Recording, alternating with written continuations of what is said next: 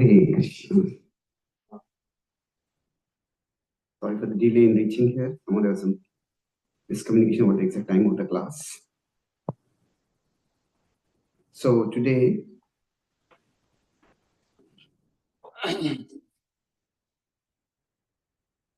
we'll be discussing the next section of what we started yesterday. So we'll continue the discussion based on what we discussed yesterday of how Arjuna is remembering Krishna and facing loss. The loss he is facing here is of everything that he has valued. So basically, this is the Bhagavatam. Among the many books that are there in the Vedic canon, the Bhagavatam is the book that is most focused on the theme of pain and loss. There are various books and different books talk about different themes. The Ramayana talks about who's an exemplary person, what is the characteristics of an exemplary person. The Bhagavata, the Mahabharata talks about what is dharma, what is the right thing to do. The Gita also is driven by the same question. Ichhamita dharma sammudha jetaha. Each of the Upanishads has a particular driving question. The Vedanta Sutra has a driving question. What is the meaning of the Upanishads? The Upanishads say Brahman is the ultimate reality. But what is Brahman? So each book has its own driving question. And not just among the Vedic canon, but even among the religious books of the world in general, the Bhagavatam is probably the book most focused directly on the ultimate loss that comes with death. That, in fact, one religious scholar has called it, the Bhagavatam is the world's most death-obsessed book. Death-obsessed. Actually, we could say most of the world is obsessed with denying and forgetting that. And what is the ultimate reality? The Bhagavatam brings to the forefront. That's interesting.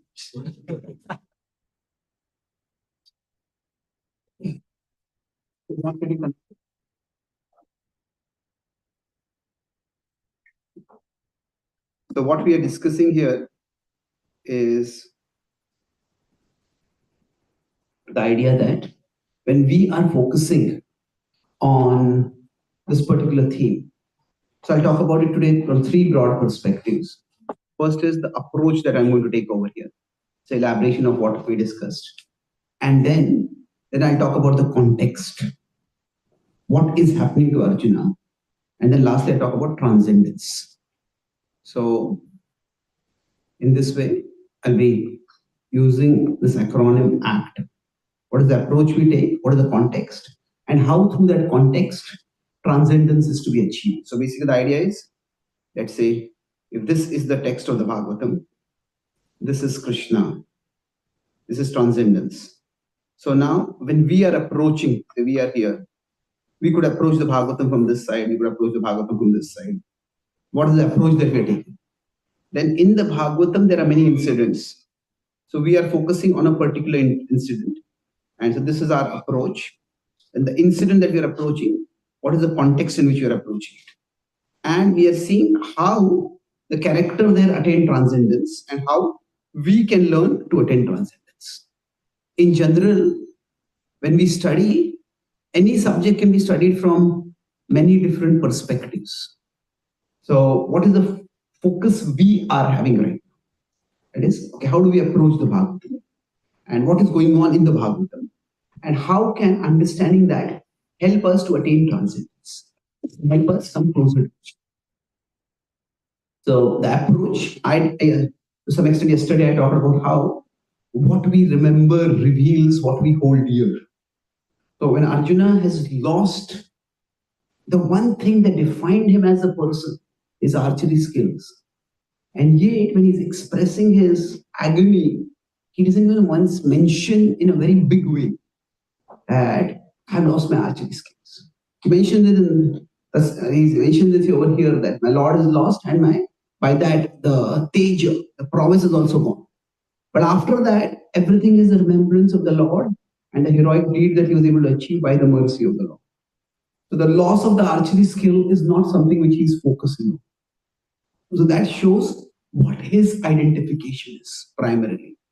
So yesterday we discussed about how we have a fundamental identity and we have many functional identities. And when we function in the world, we identify with particular roles. Those roles, if we identify fully with them or excessively with them, that becomes illusion. So if I start thinking that I'm a male or I'm an Indian, and that becomes my defining identity, then that will be a form of Maya. Whereas think I'm a brahmachari or a grahastha, that also is Maya at one level. Naham viprona chinarpati chaitanya says. At the same time, our philosophy is that the world is itself not Maya. The world is real. So even the roles that we have in the world are real. And it is just that these are temporary reality. And the temporary reality is meant to help us go towards eternal reality. So this is the world and this is the spiritual world. So it's very difficult to go straight to the spiritual world from here. We go through our life journey to the spiritual world. We don't turn away from the world to go towards Krishna. That is the path of Maya. It's world rejection. Our path is the path of world engagement. And we are engaging in the world. At that time, we have to play particular roles. To play particular roles, we need to identify with those roles at least at a functional level. So, once the Hindu Mahasabha leader asked Prabhupada, Swamiji, you pronounce verses in a very Bengali way. And Prabhupada, what can I do? I'm a Bengali.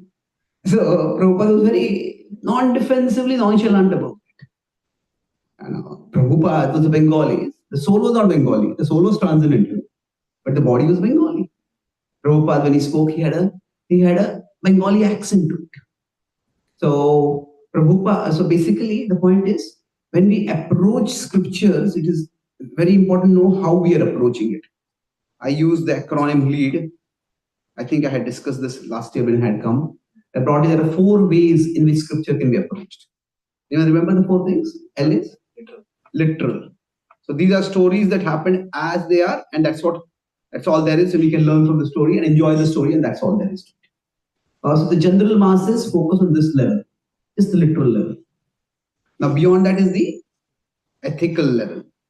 So here we look at what is right and what is wrong. So for example, Srila Prabhupada, in the first chapter of the Bhagavad-gita, seems to glorify Arjuna.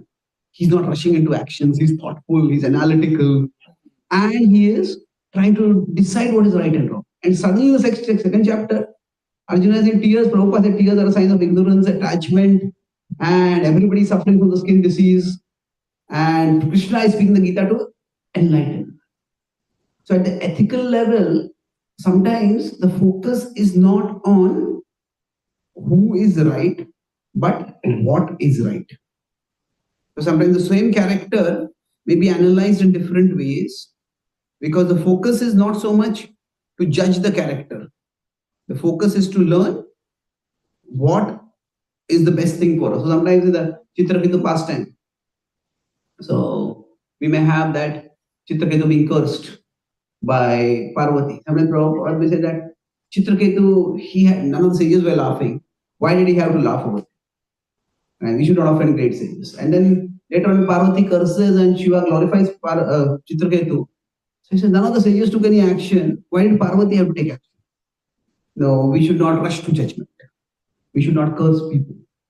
So the point over here is that in the ethical approach, our focus is not on characters themselves, but what we can learn from them.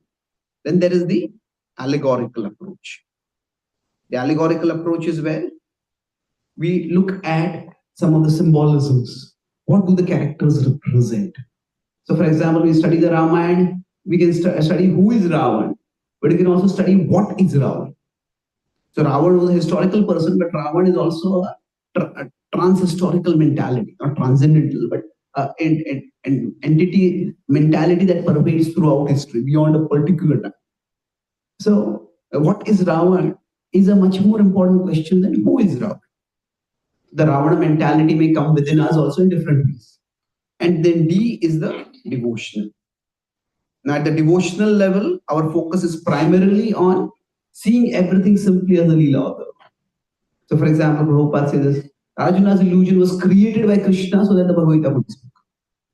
So at a devotional level, we don't go to the ethical level at all. We just focus on relishing the reciprocation of love between the Lord and the devotee. So each of these is a different approach. And for us, if you want to learn life lessons, whether it is for daily life or for devotional life, the ethical approach is the best. The devotional approach is primarily for relishing. So there is some analysis, but the analysis is also for primary relishing. It is not so much for learning life lessons. So we are taking the ethical approach, right? Say, for example, the Bhagavatam, Prabhupada will say, Bhishma Pitama is a pure devotee, he's a Mahajana. And in this Bhagavad-gita, Prabhupada says that Bhishma remained silent when Draupadi was disrobed, and therefore he deserved to be king. So, is he a Mahajana or is he a person who is guilty of a crime that deserves capital punishment? Well, it depends on the perspective we are taking. The reality as it is very complex, but it can be approached at different levels. So we are approaching right now at the ethical level, to learn from Arjuna how we can live in a way so that we can attain the devotional that runs into it. So our focus here is on learning from Arjuna and Arjuna's actions, how to function in our lives. So in the world, the world is a place where, as it is called, opposite of Vaikuntha is a place of anxiety. And eventually, the anxiety is because there is always the fear of loss. Loss could be loss of opportunity, loss of wealth, loss of health, loss of reputation, loss of resources, loss of loved ones, loss of life. There are many different kinds of losses. Sometimes we get loss of words to describe how many losses are there in this world, isn't it? So many different ways people can lose things. I just met one devotee teacher who was traveling across. Very dynamic teacher. And one day he was giving a class. In the middle of the class, he lost his voice. He just couldn't speak at all. He was just moving and he couldn't speak. And he went to a doctor. No doctor could detect what is wrong. They said that there is some connection with your brain and there's a nerve over here. That nerve is connected with the tympanic nerve and with some kind of throat nerve, so not here, ears. And that nerve will stop functioning. So when will this recover? He said, we don't know the cause, we don't know what we can do. So it is like the worst nightmare scenario. It's if there is a disease, at least you know what is the disease, you know what is the cure. It just came out of nowhere. So somehow that nerve has stopped functioning. Was there a head trauma? Was there a throat trauma? No knowledge. And then it is just he is desperately running from pillar to post, trying this, trying that, trying this. And was told you cannot speak at all. So he said, I just learned typing and all my communication was through typing.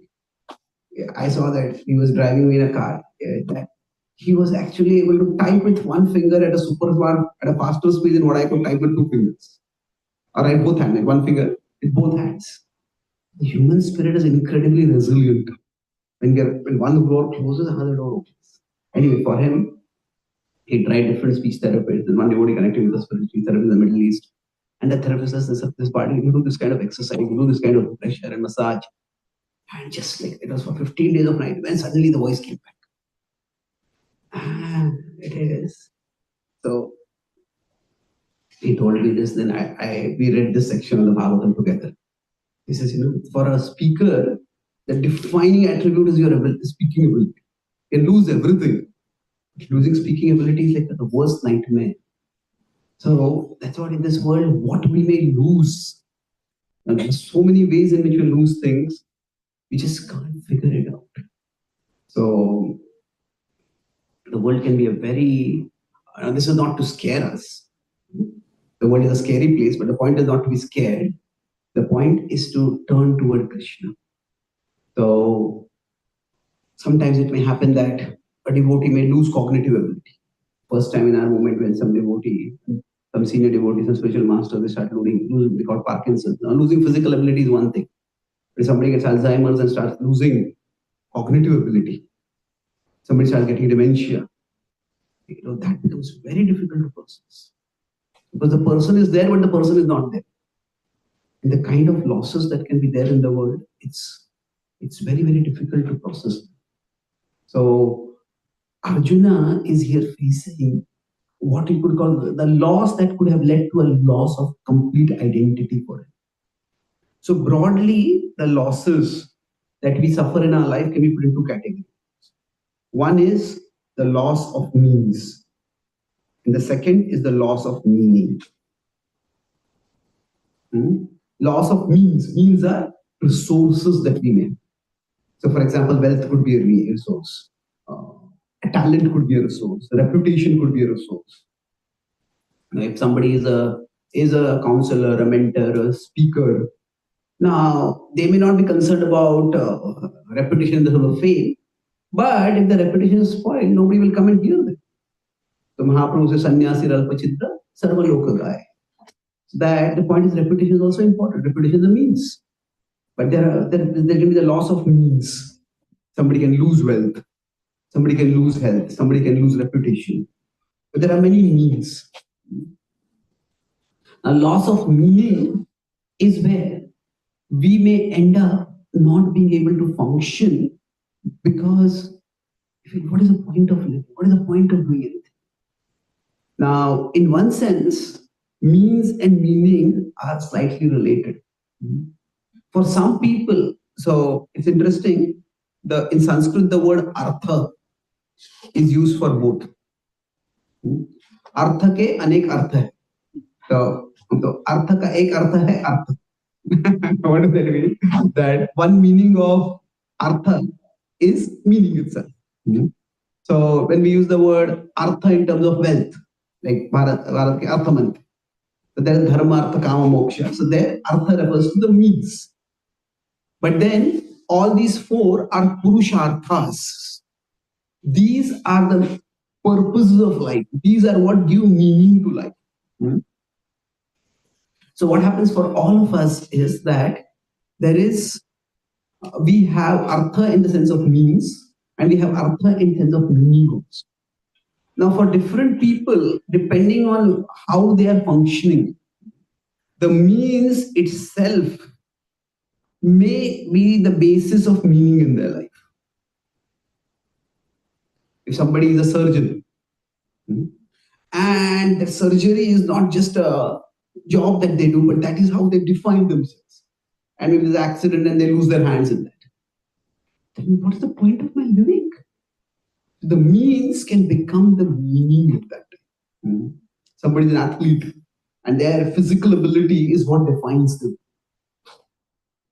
So then, at that time, if they lose that physical ability, it can be utterly devastating. How do they function? So we all need to find some artha somewhere in life. Some means and some meaning. Ideally speaking, both are required in life. The loss of means can be a problem. The loss of meaning can be a problem. As I said, that suppose nowadays in colleges, at least in India, in America also to some extent, but in colleges, top colleges like IIT, students sometimes end their lives. It's tragic when it happens. And generally in India, when students end their lives, largely, at least till 5 years ago, 10 years ago, largely because of academic pressure and the fear that they're not performing well. So now in America, wherever there's suicide, it is generally not because of academic performance so much. If it happens, it's more because of heartbreak. It is so basically what happens is India is a very academically conscious country. The pressure of expectations is very high. And then a person's whole identity and self-worth gets reduced to the marks that they get. They don't do well. So what happens is there's a loss of performance. But then, if one is defining versus too strongly, then if I am not a top student, if I am not a good student, if I'm a failure, what is the point of living? So the loss of means can lead to a loss of meaning. See, generally in spiritual circles, desires are often demonized. That we have to give up desires. But actually, giving up desire is a very dangerous state. See, there is too much desire, the desire is too much, that leads to, that is a Rajoguna, that will lead to infatuation. Some people may get infatuated with some romantic partner, somebody may get infatuated with wealth. There is too much desire, that is Rajoguna, that leads to infatuation. But if there is too little desire, that is tamas, and that leads to depression. So depression has many features to it, but one of the defining features of depression is, what is the point of doing anything? So the absence of desire is not a sign of transcendence. Now, the absence of selfishly driven desire, self-centered desire, that is there. But when people have a very self-centered conception of life, and we tell them give up desires, actually they don't rise up from rajas to sattva or shuddha sattva, they may go down to tamas. So the process of bhakti is not so much about giving up desires as taking up higher desires. That we take up higher desires. Prabhupada's defining attribute was not his learning, not his renunciation. He was of course very learned, very renounced. But what differentiated Prabhupada from all his God brothers who also illustrious in their own way was that he had a stronger desire than them to carry out the instruction of his spiritual master. And it was that desire that drove him to come to America at the age of 70 without any support. So what we need is that we need to selection of desires. It is not rejection of desires, but selection of desires. It is which desire is what will bring the most meaning in my life. And we focus on those desires. So generally speaking, when a person faces loss, they may go in the direction of what is the point of living? And then it can be very, very damaging. So basically, if you see over here, where am I going at right now? That I talk loss of means can be a problem, loss of meaning can be a problem. For some people, the means itself may cause the loss of means itself may cause the loss of meaning. Like somebody, like in India, there are farmers, there were actually some years ago, in Maharashtra and the places, they will just not be able to earn a livelihood. And then, because they're not able to earn a livelihood, they are poverty stricken, they are debt ridden, they would end their lives. The loss of means can lead to a loss of meaning. So I was in Canada and I met one young man. He said he was there in Sri Lanka when the tsunami had hit. And his family had a shop. And he was just going from the shop to his home. And he saw suddenly the ocean rising. And he didn't know what was happening. Before that tsunami, nobody had heard of the tsunami also. The third tsunami. It just burst into the world's vocabulary at that time. Someone saw the ocean rising, he just ran and he climbed up on a tree and somehow he survived. And there's water everywhere. Then he came down, he was near his shop, so first he went to his shop had disappeared. Then he ran back, his entire home had disappeared. There's no one alive. He said, so for some people, maybe their job is the source of the meaning, and joy is the source of the means, and family is the source of meaning. And one moment, both are lost. It can be utterly devastating. So Indrajit Maharaj had taken devotees over there, and the devotees are also movement had got financial support, and he had provided lots of food, charity, and food and support like that. So when our devotees were there, at that time, the international relief had come all over. They said that we have got enough food supplies, but everybody here is traumatized. Do you have some trauma therapy? What can you do? At a mass level, we don't have psychologists who can talk with all these people. So then the devotees started doing kirtans. They said Hare Krishna kirtan, nobody was following. Then one devotee came and told Maharaj, Maharaj tells in his classes that Maharaj, here people don't know Krishna, here should be Ram. So then they started to Shri Ram Jai, Ram Jai. They started singing and people came and sat. Everybody was glum, lost. It's an inconceivable disaster. But somehow, then Kirtan started picking up, people started participating in Kirtan and could say that there was some light and some hope coming back in people's eyes and people's lives. So he said he was there in one of those Kirtans and somehow felt I should do something. So at that time, he because of he got a refugee status, he was able to come to Canada and he got connected with devotees in Canada. So when I travel across the world, one of the things I see is that life can cause incredible pain and suffering. And the human spirit is so strong that it can find incredible ways to bounce back, to be resilient. Now, of course, how you are resilient is important. So what has happened as I said, there can be the loss of means among various losses. The loss of means is bad. The loss of meaning is worse. But loss of both at the same time would be the worst. And this is the situation of Arjuna right now. For Arjuna, the means was archery. The meaning for him was service to the Lord.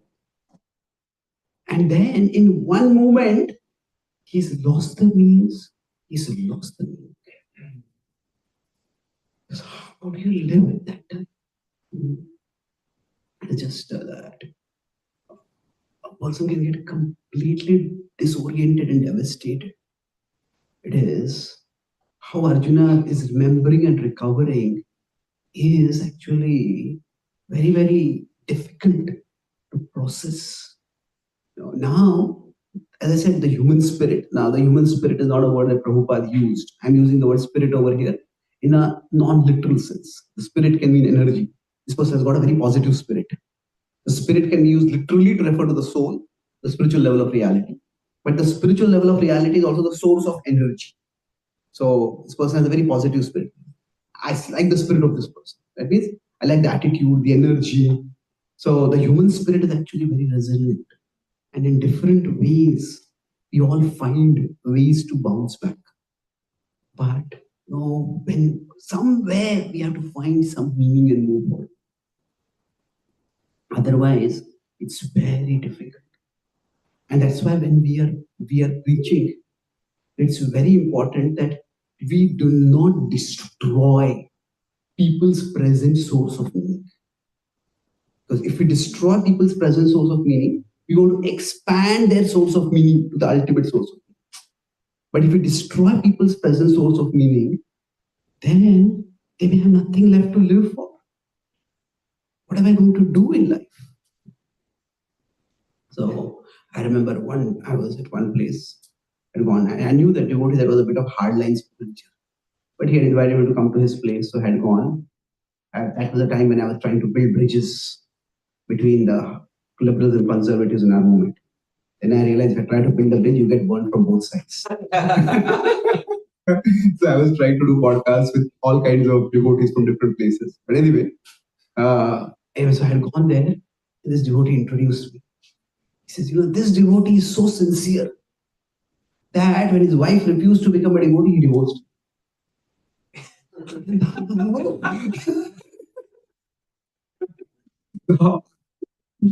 I was shocked at 3 levels. First of all, whatever be the reason, divorce is something to be celebrated. That is something even in material circles. People don't celebrate. Of course, there are people who are weird. There is a new species of thing that has come up. They have a breakup party people have nowadays. You have a wedding party, you have a breakup party. It's very weird. Even in material circle, it's considered weird. Divorce is not something to be celebrated, no matter what is the cause. And then the second thing is, okay, even if there's divorce, how do we want that somebody breaking up their family to be seen as a sign of seriousness of bhakti? Is that, Prabhupada did his responsibilities for 30, 40 years. Is that the sign of seriousness of devotion? And the third is this something which you want to glorify? What we glorify, we replicate. So what is happening is there are two ways to go. Like there is Artha and there is Paramartha. So Artha is our present source of meaning. Paramartha is the ultimate source of meaning. Paramartha is what? The ultimate source of meaning is Krishna. Param Artha. Now present Artha could be various things. For most people, it is going to be their family. Now people try to find Artha in their job. But then, how much can a job can't talk back with you? The job can't really give you emotional support. So that's why people become workaholics. That becomes their artha. So the normal way in the Vedic tradition is from artha, gradually through progression, we move towards paramartha. It's not that we reject artha, but we build up on artha to go towards paramartha. Now, in some situations, it may be that a person just rejects artha and goes towards paramartha. So one approach is rejection of artha to go towards paramartha. The other is progression from artha towards paramartha. So in 3.26, Krishna recommended this approach. Yesterday I spoke on this was na buddhi vedam janeda jnanam karma sangina. Don't disturb the minds of people who are ignorant. Elevate them gradually. Now some people may say 18.66 is talking about this approach. Sarva dharman parityajya mamekam sharanam vraja. However, if you see what Krishna is talking about over here is that Arjuna, if you are confused about what dharma to follow, Arjuna was torn between two dharmas, his Kula dharma and his Kshatriya dharma. Like if you are working in a company and since sometimes somebody is working in a software company, they may be part of two teams. Now, at the same time, two team leads may tell a person, you do this and you do this. Now, that can lead to what do I do? I can't do both things at the same time. That is a dharma sammoha, dharma sankata. So then suppose this person has maybe it's not a very big company and the CEO is accessible. But the person goes to CEO and tells both these team leads are asking me to do this. So the CEO will tell you do this. And what about the other person? You say, aham tuam sarva papebhyo mokshayishyami. So I will deal with the team. So the idea is 18.66 is a misapplication. 18.6 is very contextual. Krishna is not telling Arjuna that you give up all dharma to come to Paramartha. Rather, when there is a confusion of dharma, you do that dharma which will enable you to do mamekam sharanam. Give up your conceptions of what is the thing to do and do what I am telling you to do. But that means it's not that Arjuna is becoming adharmic to do mamekam sharanam. He's actually choosing the dharma which will enable him to do mamekam sharanam. And in that case, it's a Kshatriya dharma. Of course, Arjuna does not identify as a Kshatriya as much as he identifies as a devotee. And he's serving Krishna. But how is serving Krishna? In the Kshatriya role. So now we're talking about how to process loss in life. Until now I talked about loss can be of artha and of means and meaning. Arjuna has faced a loss of both. So when we are facing loss in life, the point I made is that we should not be destroying people's existing structure of meaning. Otherwise, they may be left with nothing. They may be left with nothing in life. It is that each one of us, we need some structure in life. And intellectually, we may say this is Paramartha. This Krishna is the ultimate source of meaning. Can we live at that level? Can we actually connect only with Paramartha, with no Artha in our life right now? How many of us can simply become Babajis? For us, even if we understand Krishna is the ultimate goal of life, like we need some Artha here, right? Artha could mean some service which helps us get some tangible results in this world. We often talk about lost souls in the material world. When I travel across our movement, I see that there are many lost souls in our movement also. What do I mean, lost souls? See, what happens for us? We have the ultimate goal. We want to go back to Krishna, we want to develop love for Krishna. But what is the artha that will take me to Paramatma? What is the service that I will do right now? That we say, okay, chant Hare Krishna, do your sadhana. That's important, no doubt. But we cannot be doing our sadhana 24 hours. Very few of us are at that level. And even if somebody was at that level, Prabhupada didn't want us to be at that. Didn't want us to stay only at that. Because Uttamadhikari comes down to the Madhyama level, and the Prabhupada wanted us to function at that level. So those devotees who don't have a service, they're really lost. So most devotees feel I have too much service, and that's why I can't balance my time. But actually, well, not being able to balance time is a problem, but actually not having service is a far bigger problem. So it is now we could say this is my service to Krishna and it is Paramartha. It is not Artha. Well, yes and no. Yes, because it is service to Krishna, so it is Paramartha. But we also get some level of fulfillment at the material level, in the material world through our service. And without that, it's very difficult to function. If somebody tells us, okay, you go to this place and you just preach at this place. And for the rest of your life, nobody will come for your classes, but you go to your classes. That's your service. Now, yes, we may be going closer to Krishna, but will we really have the motivation to continue that if we don't see some artha, some result over here? It's going to be difficult. So my point is, it is we progress from artha to paramartha. It is not so much by rejecting artha as by realizing that artha is actually insufficient. It is, there are two ways of looking at artha. How do we go beyond artha to paramartha? One is by two ways. One is by realizing that it is illusory. The other is by realizing it is insufficient. It is illusory means it has no value. The insufficient means it has value, but the value is not sufficient. So it is generally for us, somebody is a devotee does service, a devotee does kirtan, a devotee does preaching, that devotee does deity worship, a devotee does cooking, and we do the service well, we are praised for it. That inspires us to do more and more service. And afterwards, you start realizing after some time, okay, that this praise is not really sufficient. This praise doesn't fulfill my heart. Rather, if I'm expecting praise too much, that keeps me dissatisfied. Rather, I focus on Krishna and I try to serve Krishna.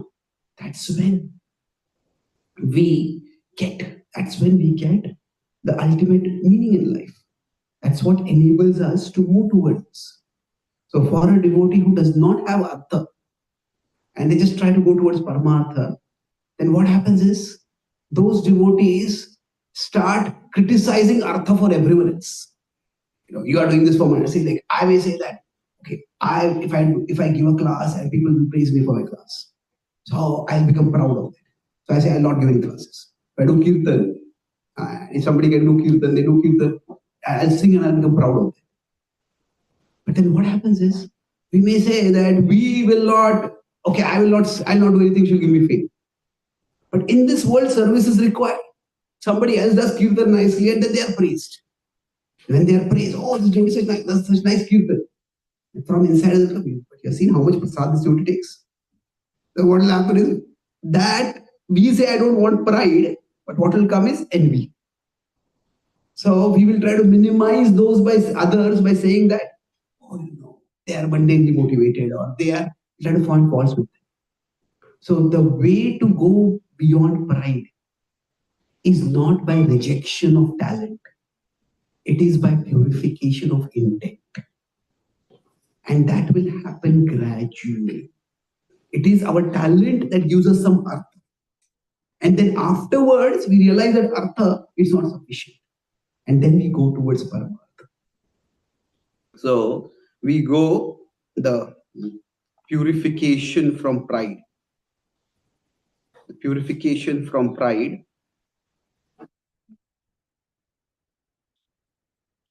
How does this happen?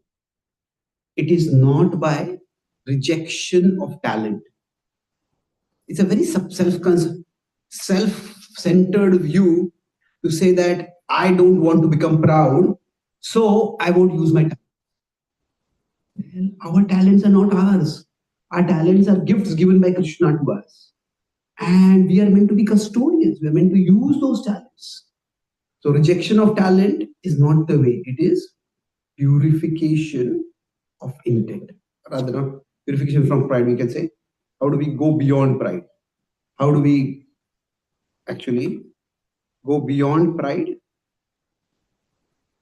It is by purification of intent. So each one of us needs to come to this level of purification of intent. But how will we come to that purification of intent? It is by an incremental process.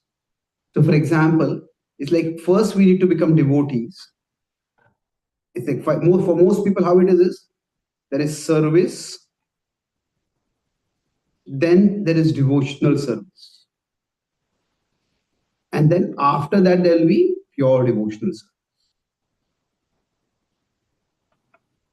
So if we expect someone to start doing pure devotional service, somebody's say not even at the level of service, and we take them from here and expect them to jump till here all the way, then what has happened is most people will go down instead of going up. They'll not be able to rise. So service and devotional service, this is the artha. Pure devotional service will be the paramartha. So most people will find it very difficult to come to the level of paramartha automatically. Most people will come to Krishna because what they think is artha in their life is in trouble. Maybe their child is having some terrible disease and they don't know whether the child will be cured. They come to Krishna and pray for it. That's why when we use the word material and spiritual, sometimes material and spiritual is an inadequate describer of differences. Because in material and spiritual itself, there is material, there is sattvic, rajasic, tamasic. And material is a one word which includes everything. And sattvic can be a sense of artha for people. And that is a good thing for them. So we could separate that. Give up. This is the material. I'm drawing the material bigger over here simply because it is bigger in our perception at present. So we could say just give up the material. All of this is Maya and just go toward the spiritual. Now we may talk about it, but it's very difficult for anyone to do this. So there's another within our philosophy itself. There is spiritual, and within the material, there is sattva, there is rajas, and there is tamas. So all of this is material. And all of this cannot be considered to be the same thing. So sattva can be a source of artha for a person. Now, Bhaktivinoda Thakur in fact says that rajas is actually better than tamas. His rajas is actually, tamas is like total poison. And rajas can be an antidote for tamas. What does that mean? If there is a rajasic parent, they may not have any interest in their child's spiritual life. But if their child is sick, they will move heaven and earth to save the life of their child. But if the parent is tamasic, the parent themselves are stoned on drugs. They don't even know their child exists. I was in California and one devotee works in car design in one company. So I was telling that I had read about this also, and he confirmed that. Basically, it happened that in America you don't have children sitting on the front. Children never sit on the parents' laps, the mother lap. There's a child seat.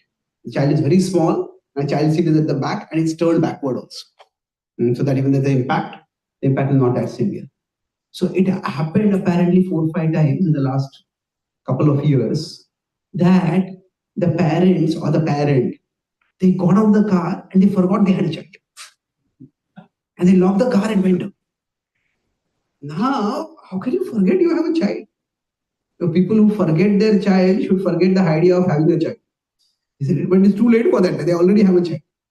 So the proposal was that all cars should be equipped with some alarm sensors, so that if the back child seat is occupied and the doors are closed and the front seats are not occupied. And the car should start beeping. Like, if somebody breaks into a car and the car is about to be stolen, the car starts beeping. So now the opposite to the proposal is that some people who forget the children, for all of them, everybody has to pay a tax and create a system. Maybe that sensor is there. Now, the point is, parents who can forget their child are totally tamasic parents. And the world will really have a dark future if the parents are tamasic. So Rajasic is not good as compared to Sattvic or Suddha Sattva, but definitely it's better than Tamasic. So, there is, in Tamas, there is practically no sense of Artha for people. So there is a more and more evolved sense of Artha in Rajas and Sattva. So we each need some sense of Artha in our life. So for us, when we lose Artha, we have to find some other sense of Artha. If we don't find some other sense of Artha, then that will lead to another. So how does this work? I'll give you a couple of examples and then we talk one principle and we'll conclude the class. See, sometimes we rigidly separate with material and spiritual life. And to some extent, that may be helpful. But the point is, it is not so much material and spiritual as it is a progression from Artha to Parama. So when we are dealing with people, it is for us to observe what is the Artha in their life. And from that Artha, how do you move towards Paramartha? And everyone has to find their way towards Paramartha from wherever they are in life. So most of you know I have polio. So when I was growing up, my mother took a lot of care of me. My father was traveling, had a traveling job. He was not there. So it was, now my brother has got a baby and I am recognizing that how difficult it is to take care of a child. That it is difficult to take care of even one child, but if the child has special needs, is physically disabled, it's much, much more difficult. But never once did my mother make it feel that I was a burden to her or that my leg was a burden to her. She was always very affirmative and positive. One of her statements always stayed with me that she actually told a relative and I heard that whatever he lacks physically, God will provide him intellectually. And that statement always stayed with me and I studied and I grew up. So when I was in my 10th standard, I did quite well in my exam. So because I was physically handicapped, so I was supposed to get some award from the district collector of Nasik. But then the district collector said, I will come to your home. Because I could have gone to him because I was physically handicapped, I'll come. So my father used to work in the government, my mother was working in a bank, government bank. So for our family, it was a big thing. So the district collector came to our home, and then the next day our photo came in, our whole family photo came in the newspaper. And that was the day of my birthday. So it's like, somebody can say all your dreams are fulfilled. On your birthday, your photo comes in a newspaper, your whole family is there.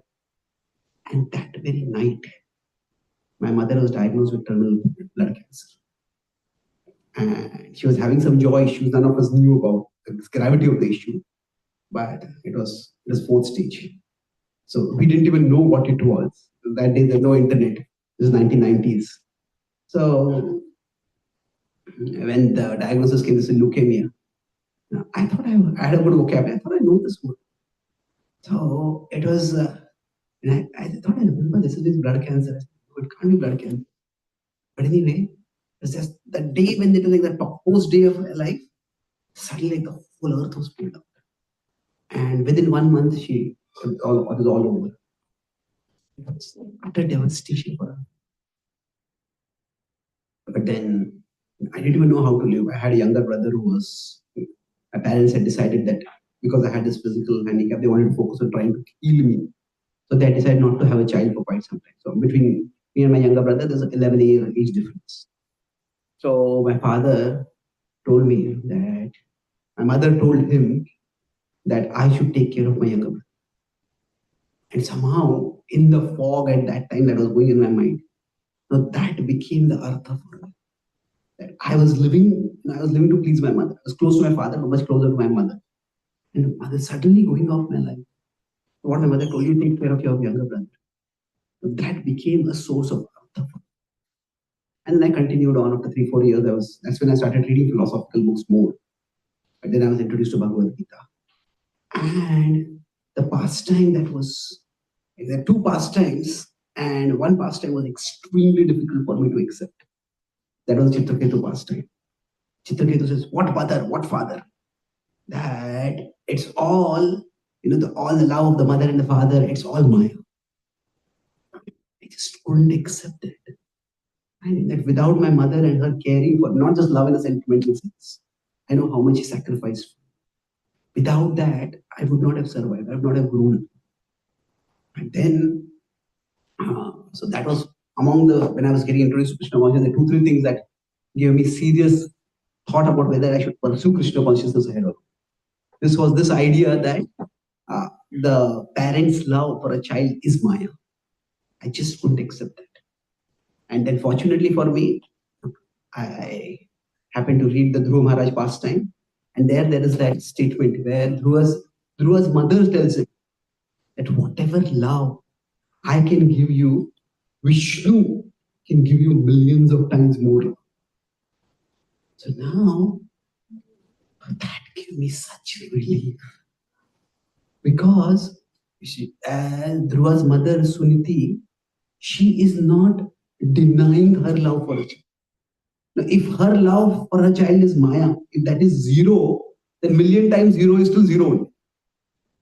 So her love is real, but Vishnu's love is far, far more. So that really inspired me. That if my mother's love for me is just like a drop in this, I could have seen that as this is so insignificant. But it is no. A drop seemed so large for me that it sustained my life.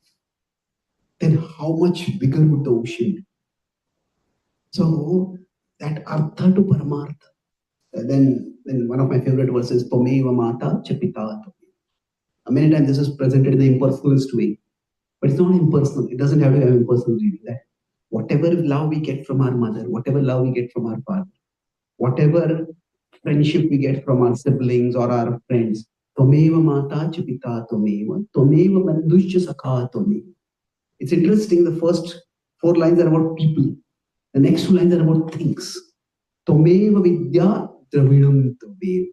The idea is, as we grow up, Vidya can also be a source of artha for us. As we grow up, money can also be a source of artha for us. Tvameva Vidya Dravidam Tvameva. That whatever is the source of artha for us, the vision that the Bhakti tradition gives us is not that the artha is Maya. It is that the artha is getting its artha from Paramatma. That our mother is able to love us because it is Krishna who is blessing her. Krishna it is. A mother gives her breast milk to a child. That is one of the most intimate acts of love. But it is not that the mother, so it is certainly the mother's love, no denying it. At the same time, it is not just the mother's love. The mother does not do anything special at that time to manufacture milk in her breasts. The same God who sent a child through her womb into the world also sends milk in her breasts to take care of the child. So this capacity to link Artha and Paramatma, that is actually the vision of Bhakti. So what happens is that so now there are 2 extremes. We get only Artha. If we have only Artha, that's one extreme, and if you have only Paramartha. Now, only Paramartha, in principle, that can be wonderful, but in practice, it can be dreadful. In principle, I don't care anything except Krishna. But can we live like that? It is only Artha, of course. It is good to have some Artha, but the problem is when Artha, anything good, the Artha becomes the Paramartha for some. When Artha becomes the Paramartha, that leads to Anartha. What does Anartha means? That say, now Artha can be money. So if money becomes the Paramartha for someone, that's when it leads to greed. The male-female attraction is a natural feature in the material world. It is by the male-female attraction that the human species continues. It is by the male-female attraction that the pair bonding happens. Now there are some species where there is no pair bonding. Among all species in the world, pair bonding means the couple who unite, they feel attracted to each other and they bond with each other. So now, among all species, it is only humans who, it's only human progeny that requires so much care for so long. No other species requires it. And for at least first few years, the baby is helpless without them. And even for till 10, 12, 14, children cannot fend for themselves. So the pair bonding is essential.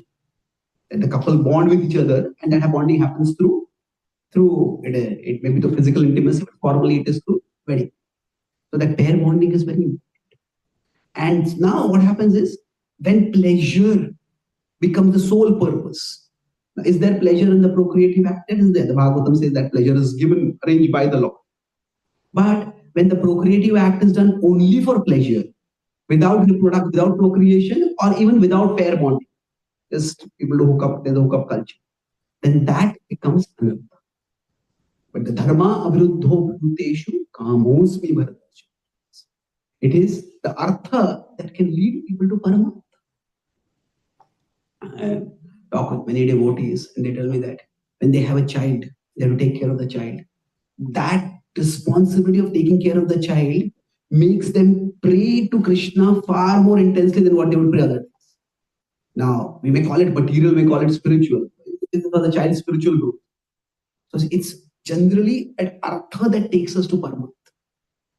We may chant Hare Krishna nicely, but if we have some service and that service is not working out and pray to Krishna intensely, then that is generally artha that takes us to Paramatma. But when artha itself becomes the Paramartha, that can lead to anartha. The work is important, but if work itself becomes the defining thing of a person's life, then the person becomes an alcoholic. So it becomes a workaholic. So only artha is a problem. Now only Paramartha, what is the problem in this is that it is extremely rare that somebody can live at this level. For most people, only Paramartha will actually lead to a relapse to a very lower artha. Very lower artha means what? That somebody will fall to sensual pleasures, somebody will fall to things which are quite bad. Bhaktisaraj Thakur talk about how the Babajis would stay over there. When Gopishwar Babaji's samadhi was to be done, he said, let his body be touched by anyone who has not touched a woman in the last 6 months. He said, last 1 month, last 1 week. And none of the so-called Babajis would commend. They will come forward to take his body. Then Bhaktisaraj Thakur took his body. So it's very, very difficult to stay at the level of Paramartha.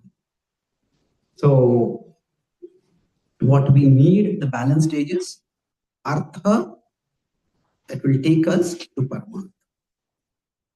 There could be many artha in our life, but we have to see which artha do I focus on so that it can take me towards Paramartha. So taking care of my family can take me towards Paramartha. And that's how, say, the Grahasthashrama works. And as goes one towards Vanaprastha, towards sannyas. In sannyas also there is some artha that is there. But that artha may be more directly connected to Krishna. One is focusing on preaching, one is focusing on expanding the mission. But generally it is artha, through artha that we go towards Paramatma. Now for Arjuna, what has happened is, for him, at one level, artha was the archery. A bigger artha was his service to Krishna. That is of course Paramatma. But when he lost both of them, that is when, towards the end, he remembers Krishna and then finally he remembers what? The message of the Bhagavad-gita. And now the Bhagavatam does not describe which shloka of the Bhagavad-gita does he remember. Now, I have looked at our Acharya's commentary. None of the Acharyas specifically say which shloka it is. I looked at the Sri Sampradaya and their commentaries. So now different Acharyas have different opinions, and since we don't really, our tradition is focused on a particular thing, but it is among the shlokas that it is quite likely that each Acharya has a favorite shloka. And they may say that this is the shloka that remembers at that particular time. But there are 2-3 shlokas that the Sri Vaishnava Acharyas mention, that there is mat chittaha sarva durgani mat prasadat tarishyasi. If you become conscious of me, you will pass over all obstacles by my grace.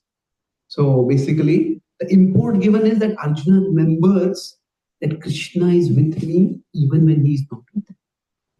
That Krishna in his manifest form may not be there, but Krishna in his unmanifest form is still here. And that is the remembrance that gives him shelter. But for him who has lived with Krishna's manifested form, for him to live without that manifest form becomes extremely difficult. And that's why Arjuna and the Pandavas all decide to renounce the world. And they go to the Himalayas. And they attain Krishna thereby. So, but the point is that for each one of us, what Arjuna is showing over here is, in times of extreme shelter, extreme danger, when Artha seems to be taken away from our life, we may take shelter of Paramartha. And we should take shelter of Paramartha. At the same time, say when Draupadi was being dishonored, her husbands were there, and it is that none of them could help her. She took shelter of Krishna.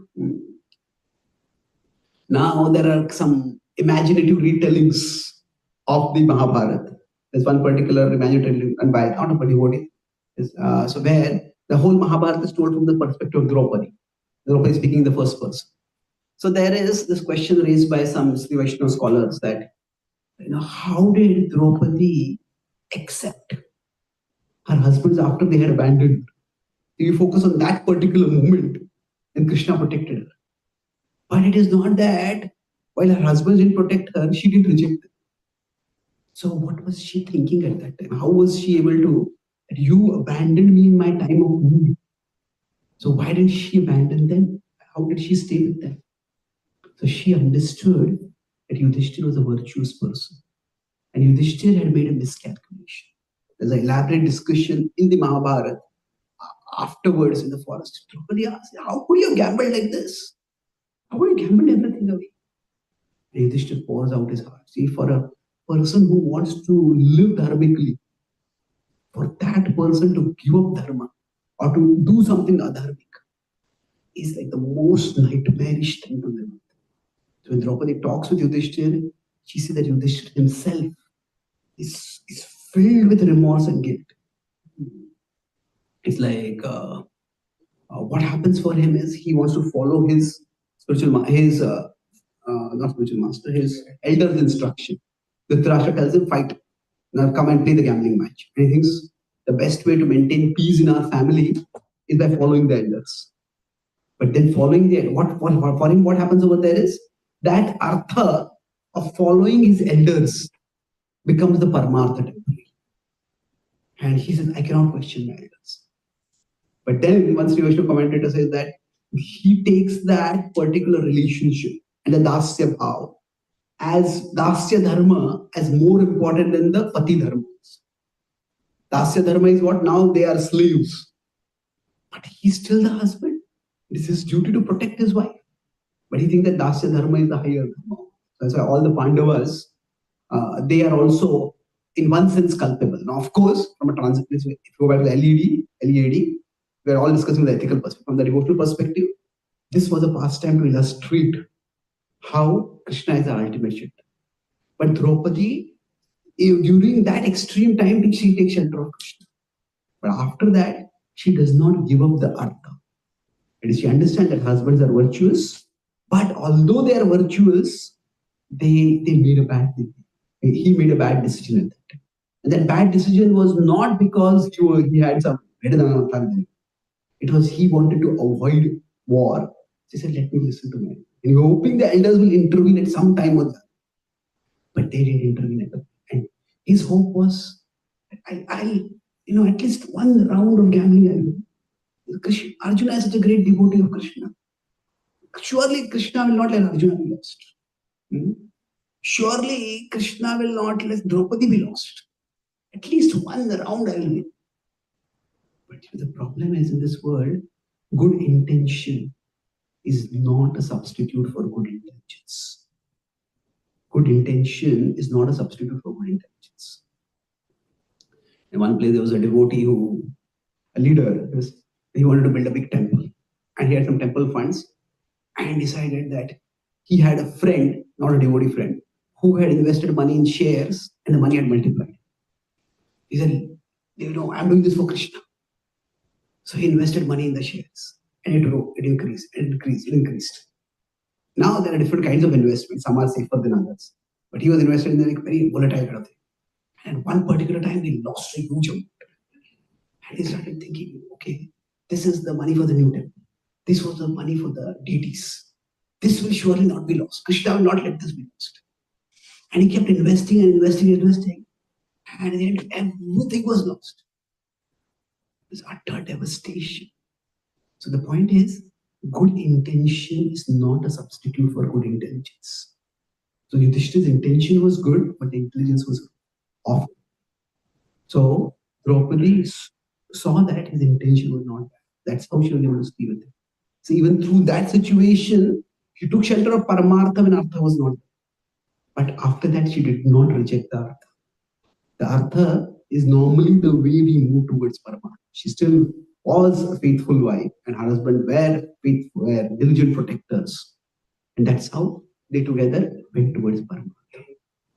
So for each one of us as devotees, we have to find the Artha that will take us toward Paramartha.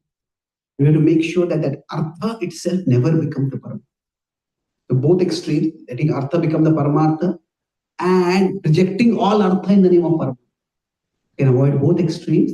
Every devotee can move through Artha towards Paramartha. So I'll summarize what I discussed today. So I talked about the acronym ACT. ACT. A was what? The approach. So the approach, I talked about four levels of approaches. What are the 4 levels? Literal, ethical, allegorical, and devotional. So we are focusing on the ethical approach today. And of course, not just the ethical approach, but how from the ethical level we can come to the devotional level. But this was our focus. The context I talked about was that how there can be different kinds of loss in life. And different kinds of loss can have different degree of pain. There can be loss of means, there can be loss of meaning, and there can be loss of both. So each of these is the most painful loss.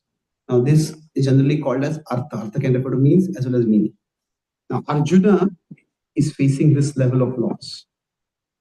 Now for each one, we discussed many examples of loss and how to deal with the loss. So, and then we discussed about T was transcendence. So there are 2 ways to transcendence, which are generally talked about. One is that there is progression from Artha to Paramartha. So progression means whatever is Artha, that enables us, that inspires us to move towards Paramartha. So there is progression. Now the other is that we reject Artha to go towards Paramartha. So we reject Artha and go towards Paramartha. So now that approach is very difficult to sustain. For most people, that will lead to problems. So we discuss various examples of how when we are going through life, when people have some sense of Artha, we should not destroy their sense of Artha. Most people cannot go towards Paramartha. So we discuss 2 extremes. That one is, if somebody is focusing only Artha, then what happens is when the Artha becomes the Paramartha, that leads to Anartha. So wealth is important, but when wealth becomes the most important thing, that becomes a problem. But if it is only Paramartha, then also it is very difficult, and people will often relapse or fall to some much lower Artha. So rather, what we need to do is we find the Artha that can take us towards Paramartha. So whatever is giving us Artha in our life, we accept that. We accept the value and we see that it is not a disconnected Artha. It does not have independent artha. This artha is coming from Krishna, our parents' love, the joy that we get in some service. Is it spiritual? It is material? Doesn't matter. It is the services to Krishna. So we move from service to devotional service to pure devotional service. So expecting somebody to immediately come to the level of pure devotional service is going to be difficult. So we want to be free from pride. The way is not simply rejection of talent. Talent is artha over here. So if we reject talent, that will not work, because then we may say, I don't want to become proud, but we will end up becoming jealous or envious of those who are having the talent. Instead of rejecting talent, what we do is we purify intent. Purify intent means that initially we will do that thing for artha. We may do it for fame. But from there, gradually, we will move towards the level of doing it for Krishna's pleasure. So in this way, every one of us can move in our life from artha towards paramartha. So let us pray to Krishna. My dear Lord, please help me to value the artha in my life and also appreciate that the artha gets its value from you, O Lord, who are the paramartha. And give me the intelligence by which I can work with the artha so that I can come closer to you, my Lord, who are the supreme paramartha.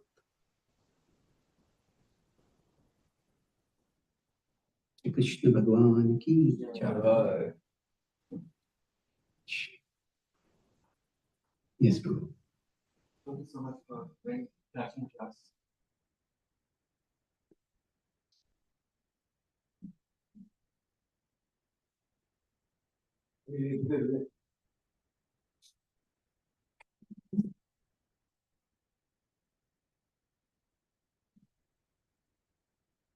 You can speak loudly and repeat the question.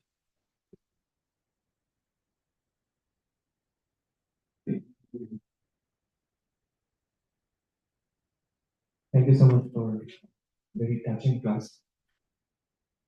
I was contemplating on the desire that you also brought into the picture. Good point. I was thinking I forgot something over here. So that was desire management, if we say. Go ahead.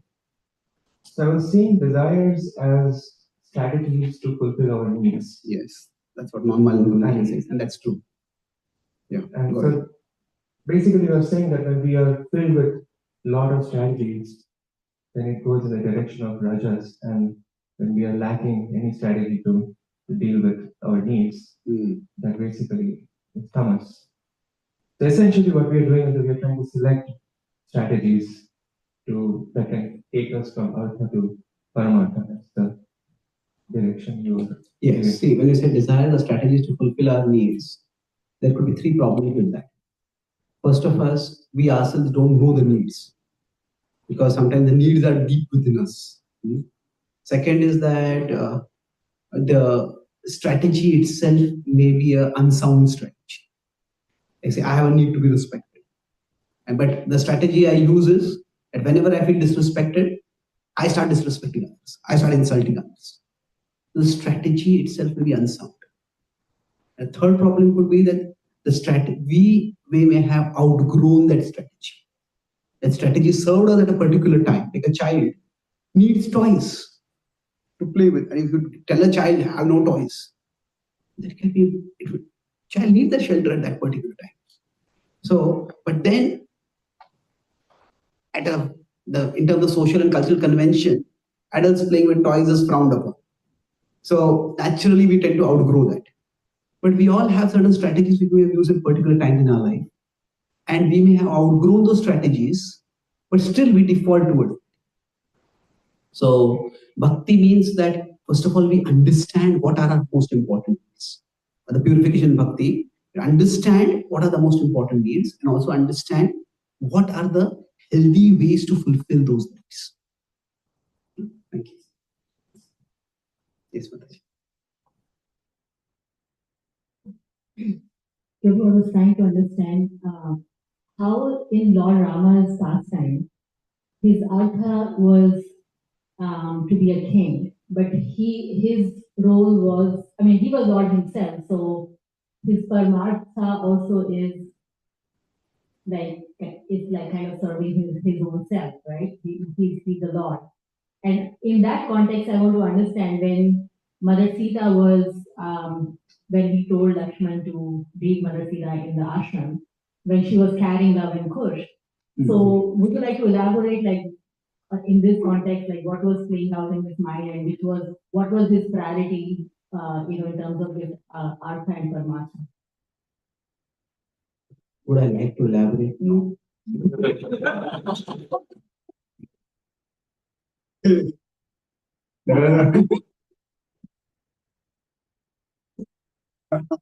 I will.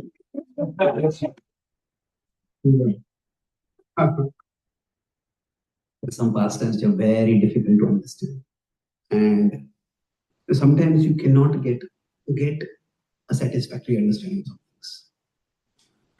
All that you can get is the least unsatisfactory understanding.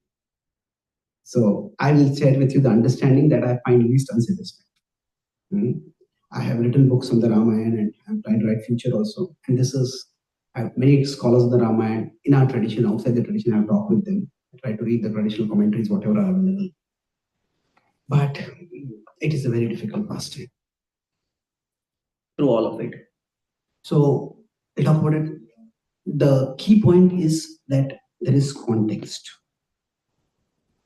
That generally speaking, the principle is that if an action does not make sense, like if I do good, if I am polite with you and you are rude with me, I can say either you are a terrible person or I'm a worthless person. Or I can say maybe we have some history from behind because of which this is happening. So there are that way, okay, the world makes sense, but it doesn't make sense in this context. So in the immediate context, there is no way you can make sense. See, if a man abandons his pregnant wife over an unproven allegation, or rather an allegation that has been proven to be false, that man would not be considered even an ordinarily responsible person. What to speak of an ideal person? And if a civilization or a culture considers such a person to be ideal, that civilization should be condemned. So the point is that in the immediate context, there is no denying that it does not make any sense. So if we consider only the dynamic of the husband-wife relationship, the context of the husband-wife relationship, so then, so this is the immediate context, the husband and wife relationship. So this is in this context, it's no sense at all. So then sometimes we may have to put it in a bigger context. Like Srila Prabhupada says that sometimes in a family, the mother-in-law may chastise her own daughter to instruct her daughter. So that the daughter may, I have not done anything wrong, but I am being chastised, and she also understands, this is not meant for me, it's meant for the daughter. So like that, sometimes you may speak one thing to one person, but somebody else is hearing. That thing is not meant for that person, that thing is meant for the other person. Now this person can become indignant. Why are you speaking this to me? I never did this. Understand, I have a purpose. I'll tell you later. But it's like that. So in the context, it does not make any sense. So now we can broaden the context. So there are 4 levels of broadening that are possible. The first level of broadening is that Lord Ram is a husband, but he's also a king. Now, he has a relationship with the kingdom. And in one sense, in that cultural context, for Lord Ram to be with his wife, who was suspected of something inappropriate, that would have reflected that he was attached to her. And he was excessively attached to her. And because of that Raj Dharma, he had to choose between Raj Dharma and Pati. And he chose the Rajadharma at that particular time. And that is a sacrifice. It is. Now, if you see, so at one context is Rajadharma, he is chosen as more important than the Pati Dharma.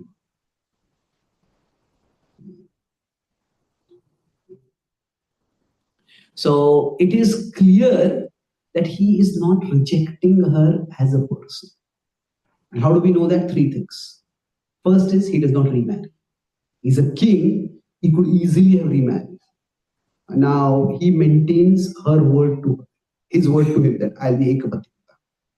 Now, apart from that, not only does not he maintain his word to her, he also does not think is royal duty when he has to perform yajnas. The Brahmanas say you need to have your bharya, your wife with you. So he actually creates a golden effigy of her. And he puts that golden effigy next to her. So now, which person do you even like? If you keep the photo of a person in your home, we keep the photo of people whom we love and respect. Now, if somebody has disgraced our family, if sometimes some cultures are very reputation conscious or honor conscious, and if some person has disgraced that family, they will actually like deny the existence of that person. They will not keep any photo in public. Even if there are albums, they will delete that person's photo from them. Like erase that person's existence. Far from erasing her existence, Lord Ram actually makes an effigy of her and puts that in the yajna. The yajna is a place where, so his putting that there itself is an indication that he has not rejected her. So he not only has not rejected her, not only he does not even believe that accusation. Because if he's considered her impure for a pure activity like a yajna, he would not put her. And even the Brahmanas don't object to it. So it is not her purity that is in question. And the third thing is, and although the word banishment can be used, that he banished her, it's not in the same sense in which Ram himself was banished. Because he sent her to Valmiki's ashram. And Valmiki's ashram was in Lord Ram's kingdom. So it is not that Valmiki's ashram was being troubled by Rakshasas or being predators and she was a physical threat. So in one sense, she was indirectly in his protection. So now what exactly about the Raja Dharma? This is where Indian culture, American culture are different. The idea of a person renouncing his family for the sake of the larger good. Now that's something in Indian culture it's understood. The current Indian Prime Minister is, he has a wife, but he has never spent much time with his wife. He doesn't have children. So even Gandhiji was materially renounced. Some key leaders were not. But in the Indian ethos, like giving up the family for the sake of a larger cause is something which is accepted, even respected to some extent. But I have seen in America, people just don't understand this. Because America, they have the culture of the first lady. That that it's like you cannot be the president unless you have every politician generally, especially top politicians, they have to go with their family. And often they will they'll proudly say, although I am the president, my family comes first. And so that is a very different value system. So to some extent, the idea of Lord Ram sacrificing Pati Dharma for Raja Dharma, it's understandable for Indians. For Americans, it becomes much more difficult to understand. But this in the bigger context. Now, how would it have affected his being a king? It's a very cultural, contextual thing. So at that particular time, there was a particular time when purity of women was considered extremely important. And even in Europe, in the European tradition, there's a saying the Caesar's wife should be above suspicion. So that was, you could say, it's an unfair standard of purity that is expected of a woman, and especially in her case, she was not consenting at all. And all that is true. But every culture has its own ways of functioning. Now, that is the first context, that the Raja Dharma is prioritized over the Pati Dharma. Having said this, none of the acharyas who have commented the Ramayana or even the tradition of the Ramayana considers this as the behavior to be normalized and adopted by everyone. India has one of the strongest family structures. In the West, families are falling apart.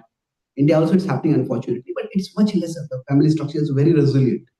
And no book has inspired the Indian mind as much as the Ramayana. So if a core teaching of this book is that reject your wife over an unsubstantiated allegation, then that culture would not have been so family friendly or family support, so family emphasizing. So within the tradition itself, from the story of the Ramayana, certain teachings are emphasized, certain teachings are not emphasized. And the Ramayana commentators of Sri Vaishnava tradition, they say that even Lakshman's following Ram is not to be imitated. That Sita is going with Ram, that they are a family unit. That is to be imitated. Lakshman's following Ram is glorious because Ram is God. But Lakshman's following Ram is actually unfair for Urmila. He didn't take her with him. So that, even that is not to be imitated. So that's why one of the key principles in understanding a text is to see how the tradition that has emerged from the text understands the text. So this is certainly not something to be imitated. Now the second context you could put it in is the context of previous life.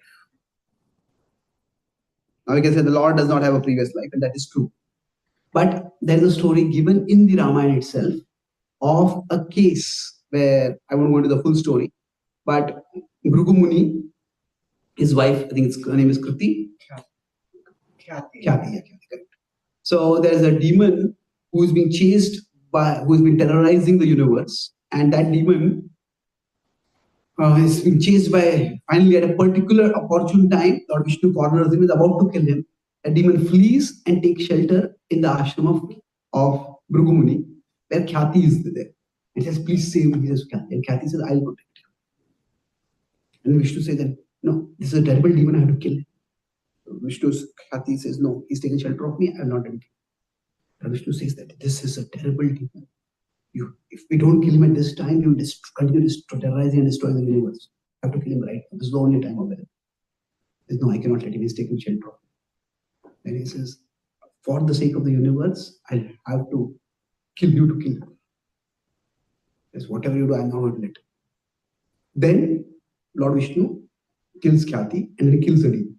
And Bhrigu Muni comes back. He's aghast. Lord Vishnu says, this is what happened, and I can revive Khyati right now for you. He says, how could you have killed a woman? You are meant to be a protector. He says, just as you have caused me to suffer separation from my wife, I curse you that you will suffer separation from your wife. So now the Lord is beyond all curses, but the Lord gracefully accepts that curse. So that curse later comes back. So when a curse from previous life acts, it may seem to have no rationale in this life. So that is another bigger context. So Sita herself was blameless, but it was something from the previous life that was playing out.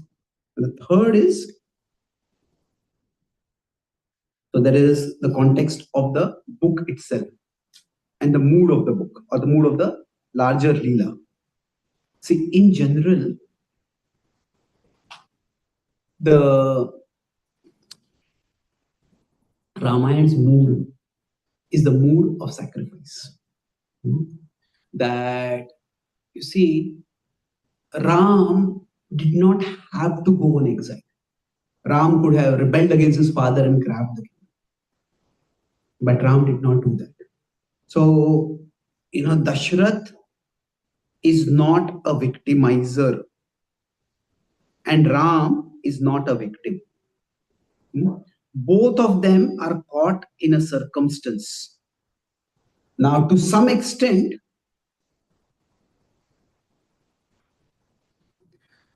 we can understand this circumstance because at least even now, the idea of honoring one's word is something which people do respect. Although I have seen young people ask the question, just clearly, why did Ram even have to go to the forest? He said, Dashrath had given a word a particular time. He said, this is blind obedience to somebody else's word. So we could say that, you're going to question that also, but at least it's understandable. Now what happens is this is seen as noble. Ram's nobility, Ram's selflessness. But Ram doesn't become bitter toward Dashrath, and Dashrath is not angry with Ram. There's no fault on Ram's side. So that same spirit of sacrifice that Ram and Dashrath show. So when Sita goes with Ram, Sita is giving up the kingdom. Lakshman is giving up the kingdom. That mood of sacrifice is the consistent theme of the Ramayana. And finally, what Dashrath does to Ram, Ram has to do to Sita. So it is not that Ram is the victimizer and Sita is the victim. Just as Dashrath is not the victimizer and Sita is not, Ram is not the victim. Both Ram and Sita are caught in a circumstance.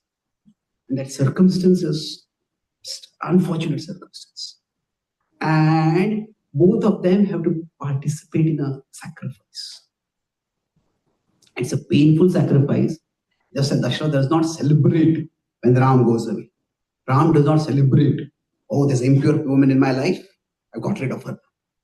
There's absolutely no celebration.